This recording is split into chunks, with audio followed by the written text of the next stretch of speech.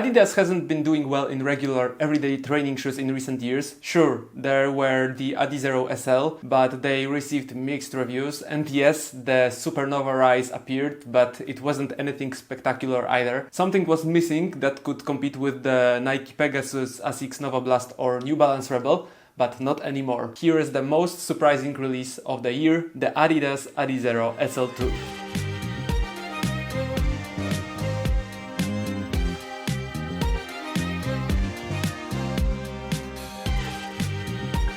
Hi, I'm Michał, an amateur runner who's really into running shoes. I review gear and shoes on this channel and discuss various running related topics. So if this interests you, feel free to subscribe and comment. It really helps me reach new people. Thanks. Before I get into my running impressions with the Adizero SL2, I have to note that I bought these shoes for this review myself.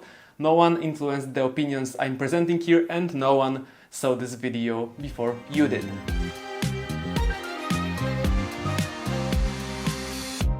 As usual, we'll start with the technical details. The upper is made of soft mesh, which is very breathable, especially here at the front of the shoe. So even in the summer, running in these shoes is pleasant. The heel counter is of medium hardness and slightly reinforced. I can press it in, but you can feel that there's a somewhat thicker cardboard-like material inside, which gives a bit of resistance when pressing it. Additionally, there's a strap on the side that better holds the shoe's structure, and the heel stays in place better. Inside there's a cushion around the heel, which on one hand increases comfort and on the other helps to keep the heel in place. The tongue of the Adizero SL2 is loose, medium thickness and quite plush but not super thick, though there's an additional thicker cushion in the middle, making it a bit more pleasant. This is also where there's a hole through which the laces pass, as only the laces hold the tongue in place. Overall, the tongue stays in place well, though I did notice it sliding a bit to the sides on longer runs. The lacing is standard with extra eyelets for heel lock if needed. I didn't need them in these shoes though. The laces themselves seem very cheap. Not only are they thin, but I feel like they might fall apart soon. Let's also look at how much space there is inside the shoe. In terms of the toe box, there is an average amount of space, as is typical for Adidas.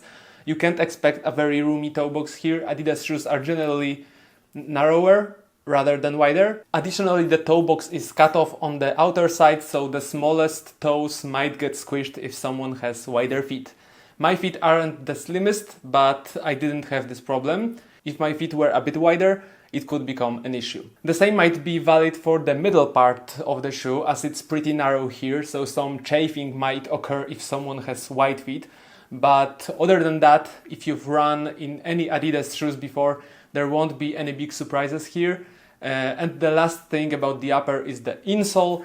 This is standard in the Adizero series, but not all shoes these days have glued insoles, so it's worth noting that this one is glued.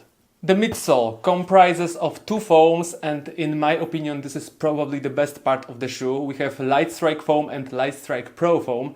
Lightstrike foam surrounds the entire length of the shoe, and here in the middle we can see a window through which we can see the Lightstrike Pro foam.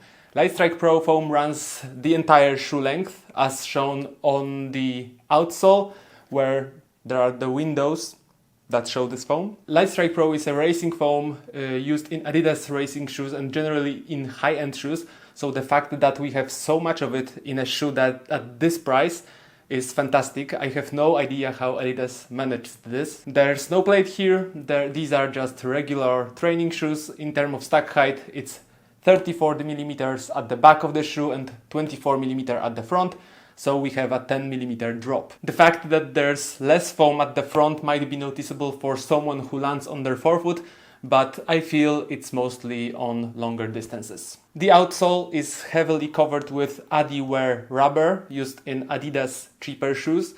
This is another compromise Adidas had to make to keep the price down, because, you know, Continental rubber would have been more expensive, especially considering how much rubber is on the shoe, so I understand that.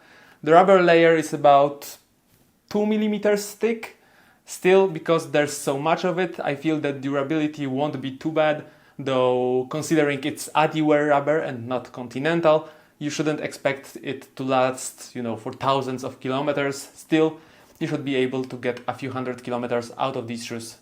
No worries. The tread is flat and designed for asphalt, not gravel or rough trails. I'd stick to urban environments, and in terms of weight, they are 272 grams in size 46 EU or 11.5 US. That's quite good. The shoe sits right between the Rebels, which weigh around 230 grams, and the Pegasus, which weigh around 330 grams in my size.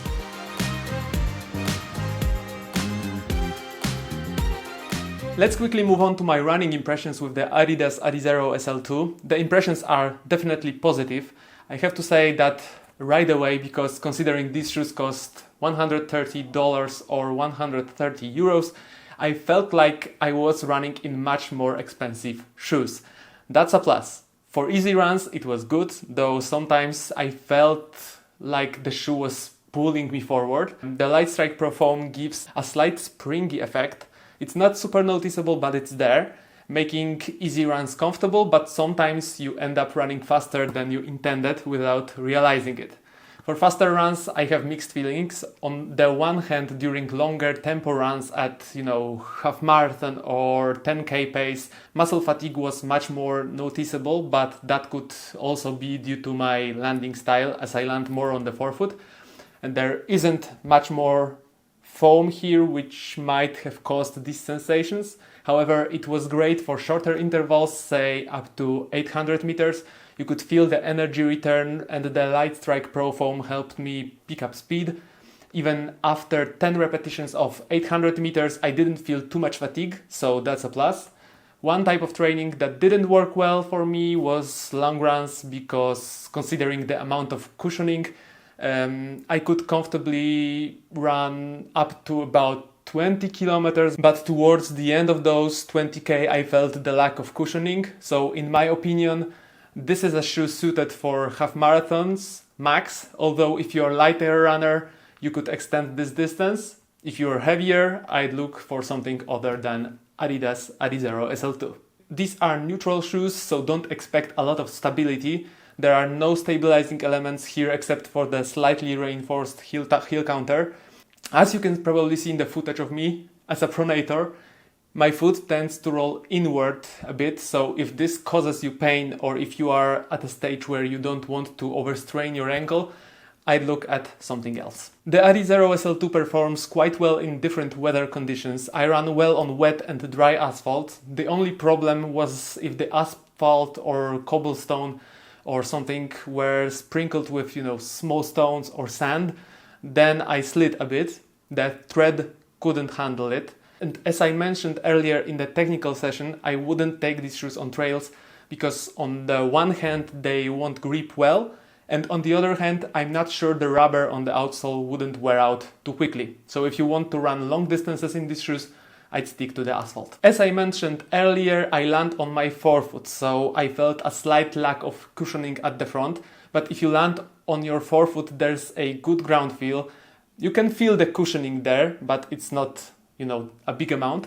Of course, on long runs you'll miss it, but for standard runs it's okay, and there's also a slight push forward. If you land on your heel, it's soft, the cushioning is much more noticeable, but the dynamics are less noticeable. And finally, the fun factor. The fun factor is high, surprisingly high even, considering how much these shoes cost. You want to put them on for every run because they do their job while providing a pleasant feeling of comfort. So it's a positive surprise.